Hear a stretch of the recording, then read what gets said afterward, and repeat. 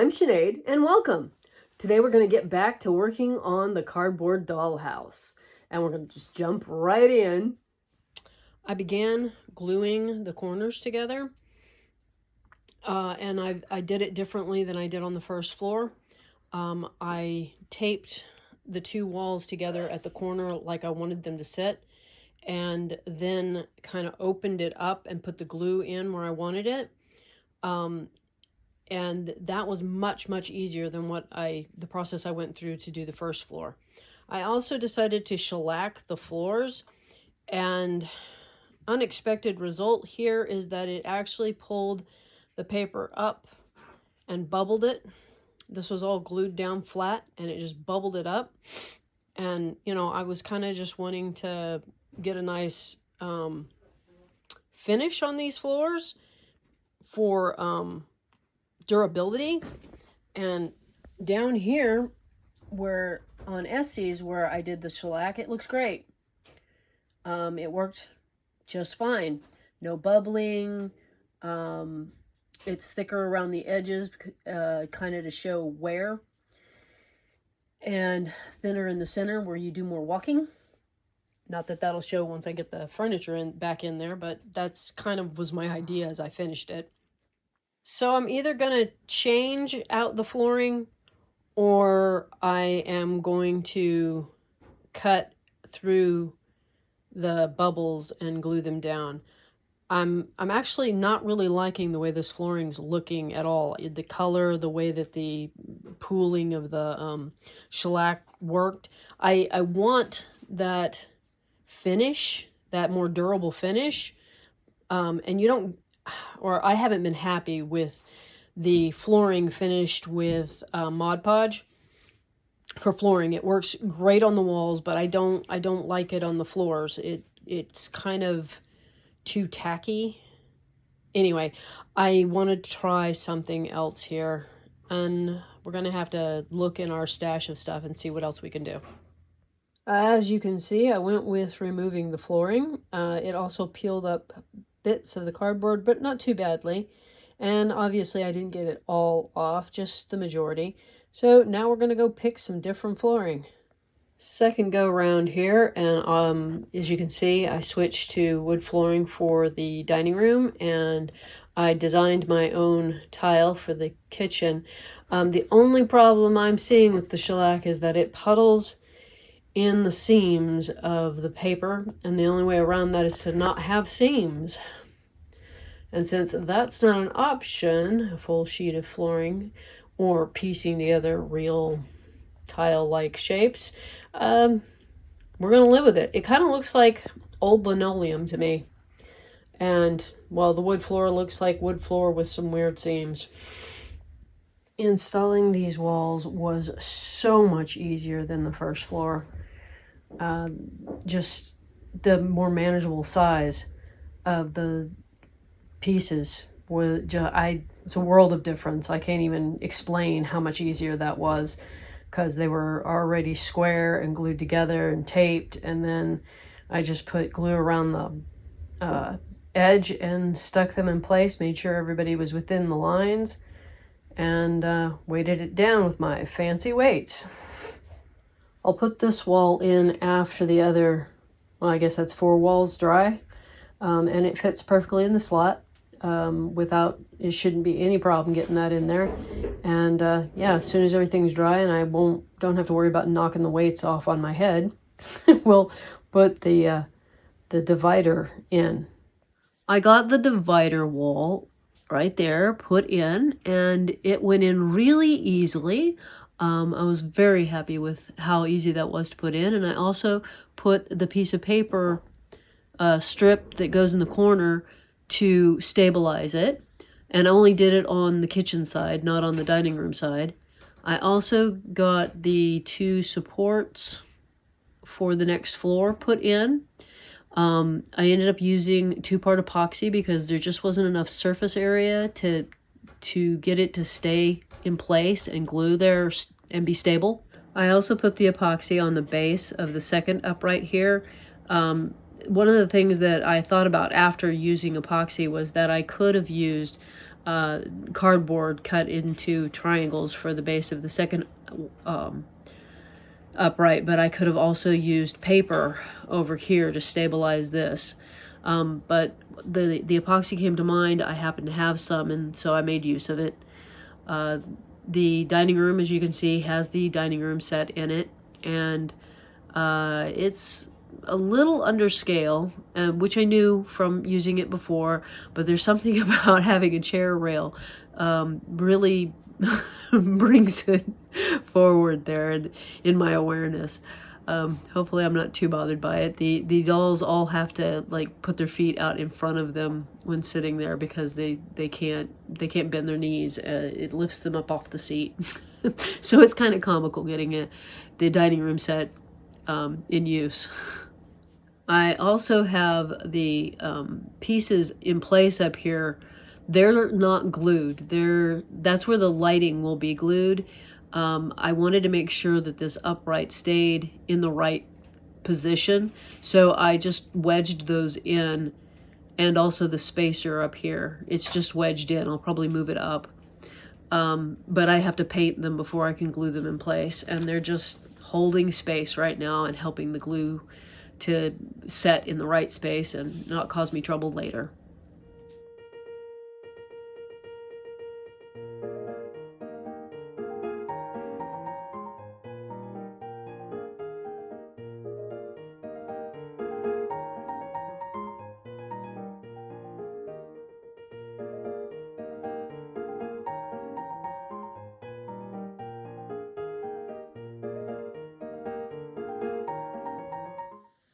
I don't know if you remember the paper clay that we did in a previous craft and chat, but we're going to use it today. I have sanded off. Just a quick recap. These were made in silicone fondant molds or polymer clay molds. And I just pressed the paper clay in there and then let it dry in place. So it of course had a bumpy back and little edges that needed to be cleaned off. And so I flattened out the backs on sandpaper, and my plan here is to glue them in place on the front of this. Let's see if I can pick that up. And I measured and marked center on this. So I'd know where put the middle element, and I'm not sure what nope, that didn't go that way. Was not sure which way I wanted to use these. It's not a thing, it's just an interesting shape, but that's where I plan on gluing it down. But it's cool to finally be able to do a project here with these paper clay molded pieces that I guess it's been a while since I did that. Get to show you me actually using them if I don't drop this.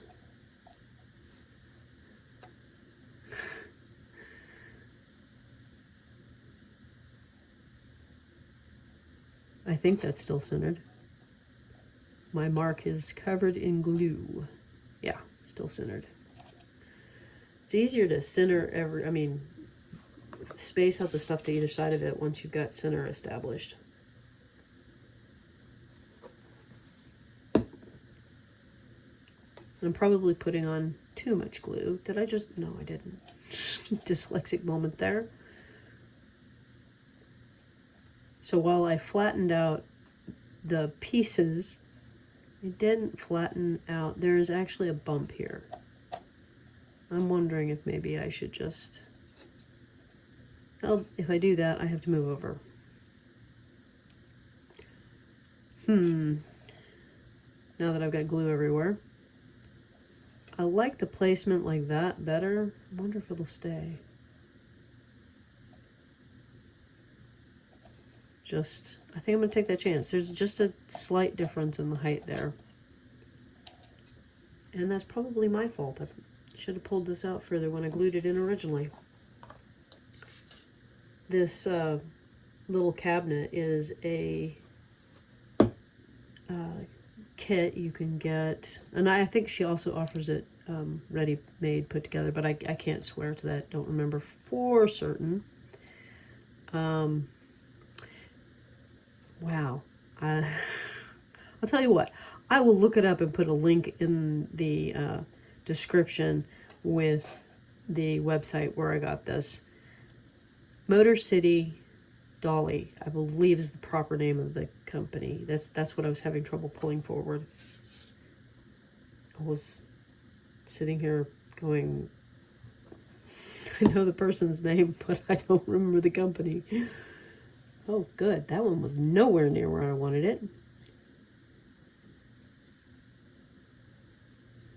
Okay. Probably should find, yep, a paper towel to clean up after myself. I guess that's one of the advantages of acrylic paint, is it will stick even if you've got glue everywhere. I don't really like acrylic paint, but that is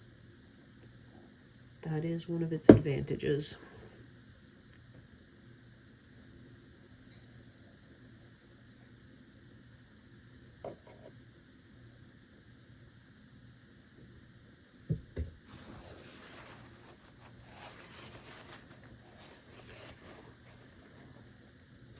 This is a great little kit.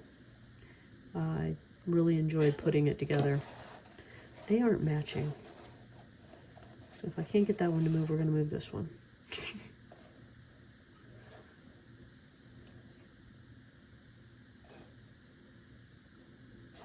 Yep, we're still not matching. Maybe that does it. You see it's wrong. Can't see what to change.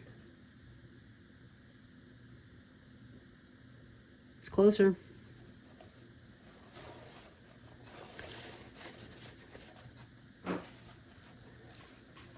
Got a lot of glue there. You can just see me dabbing away glue and knocking it completely off. So I don't know if you're familiar with the whole thing where you start a project and you've even started painting and you just look at it and go, that's not what I want. So you kind of, well, I need to change some things. So I had gone and I'd painted white over the dark that was here from when it was cut out, and realized I didn't want this painted white. So I'm going to paint it black. So I've gone back and I've sanded this off, but I'm also thinking that I want this to be similar to this with an insert up here. I'm going to see if I can cut something similar to this shape that's down here to put in up here, so that I can put more of the paper clay molded pieces up here. This is the shape I've come up with, so it's not exactly the same as this one, but it's similar. Wish me luck. So I went out to the garage to cut that piece that I want right here, and my glue didn't hold, so it's re-gluing. And I thought, even though it's probably not wise, that while I was waiting, I would go ahead and start painting the parts here, like on the interior, and places it won't affect that. So stay away from this area where I need to glue, but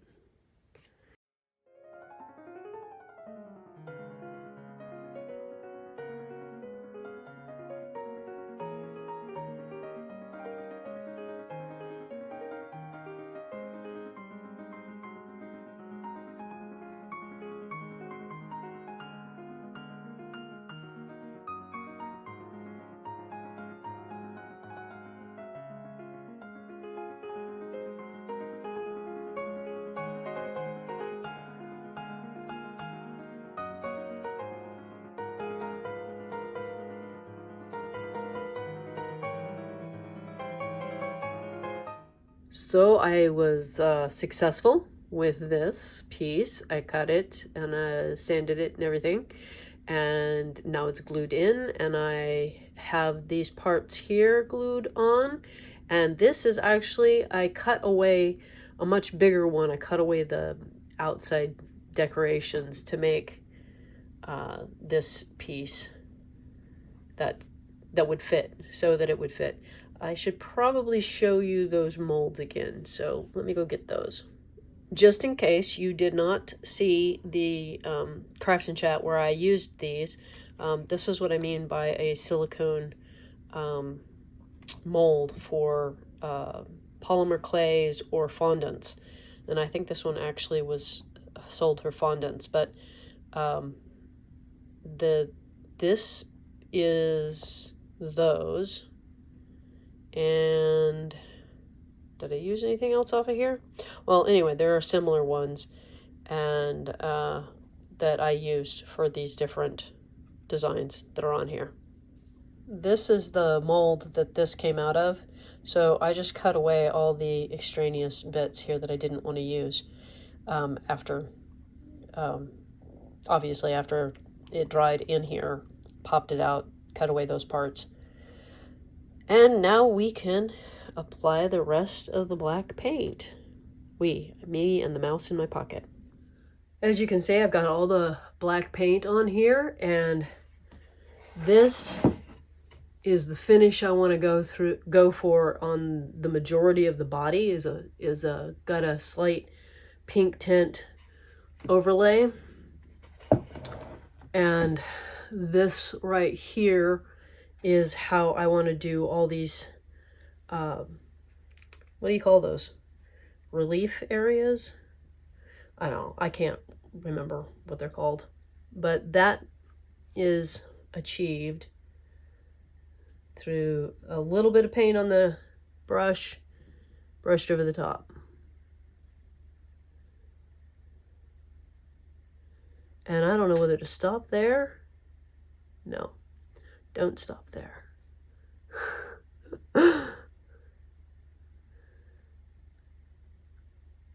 And the other part is a two-part process of getting an even coat on the surface area and doing it in small sections. So that part was easy. The area around it is probably going to be more difficult, but I think I'm going to let it dry a little bit. But I am putting a fairly even coat on this surface, and then I will wipe it away before it's dry to get this look.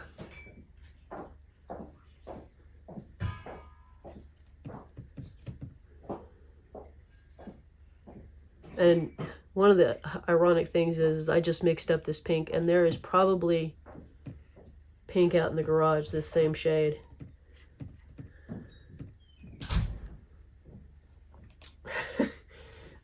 But it's, you know, house paint.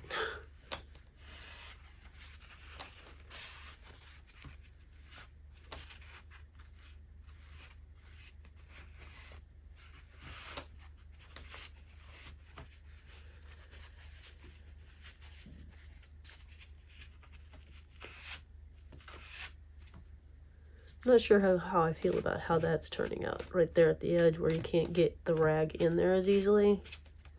I like the long streaks better. Worked better here. May do that twice.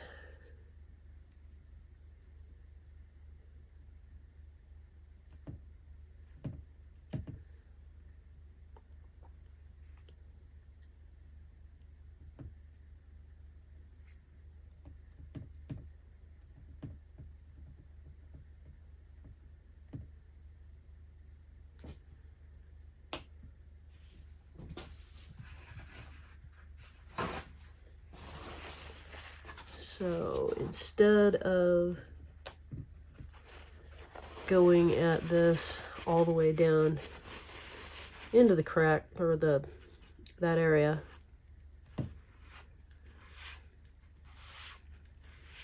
just leave it darker there.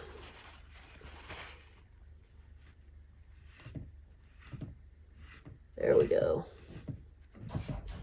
And it's really, this is one of those methods that it's really up to you where you stop and how you go about it. Sometimes I don't like the print of the paper towel and my fingers get involved. Anyway, I'll go and do the rest of this.